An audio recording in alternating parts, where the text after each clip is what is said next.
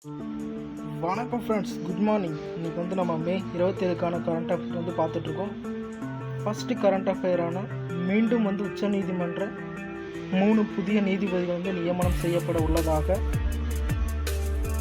உச்சநீதிமன்ற ஜொலிஜியம் என்று அழைக்கப்படும் அந்த குழு வந்து தீர்மானிக்கம் செய்யப்பட்டுள்ளது. அதாவது வேக்கன்ட் இருக்கிற பதவிக்கு தான் வந்து 3 நீதிபதிகள் வந்து நியமனம் செய்யப்பட உள்ளது. ஃபஸ்ட்டு வந்து கர்நாடக உயர்நீதிமன்ற தலைமை நீதிபதி, அவர் பேர் வந்து NV அஞ்சாரியா. ரெண்டாவது வந்து கவுஹாத்தி உச்சநீதிமன்ற தலைமை நீதிபதி வந்து விஜய் பிஷ்னோய்.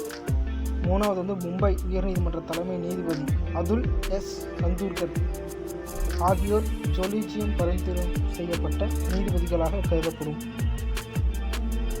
இது ஆல்ரெடி பார்த்ததான். நம்ம பிஆர் கவாய் பார்த்தோம்ல, அந்த இடத்துல வந்து மீண்டும் வந்து பதவி வந்து இவர் சஞ்சீவ் கண்ணால் ரிட்டையர் ஆனதுனால அந்த இடத்துல ஒரு 3 வேக்கண்ட் இருந்துச்சு. அந்த 3 வேக்கண்ட் வந்து ஃபில் பண்ணுறதுக்கோசரம் தான் வந்து இந்த இது வந்து விட்டுருக்காங்க. ரெண்டாவது கரண்ட் அஃபேர் வந்து என்னென்னு பார்த்தோம்னா, எலெக்ஷன் வந்து நடக்க போகுது. அதாவது மாநிலங்கள் அவை எலெக்ஷன் என்று சொல்லக்கூடிய அந்த MP எலெக்ஷன் வந்து 6 மாநிலங்களுக்கு நடக்க போகுது. இதில் வந்து இந்தியா உள்பட 6 மாநிலங்கள் என்று சொல்லியிருக்காங்க. இது எலெக்ஷன் டேட் வந்து ஜூன் 19 தான் நடக்க போகுது என்று நமக்கு தகவல்கள் வந்திருக்கு. மூணாவது வந்து சென்னைக்கு மட்டும் தனி பேரிடர் மேலாண்மை ஆணையம் வந்து தமிழ்நாடு அரசு வந்து உருவாக்கி உத்தரவு பிறப்பிக்கப்பட்டுள்ளது.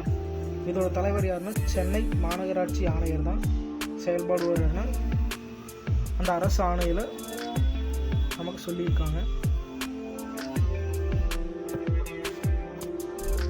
4வது கரண்ட் அஃபேர் திருக்குறள் தொடர்பான செய்திகள் தான்.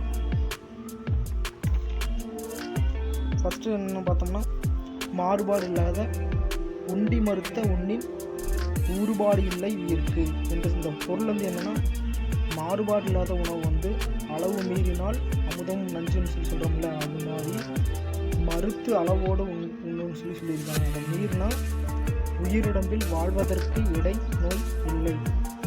அப்படி நம்ம மீறி சாப்பிட்டோம்னா நம்ம உடம்புல வந்து நிறைய நோய்கள் வந்து இது பண்ணணும்னு சொல்லியிருக்காங்க.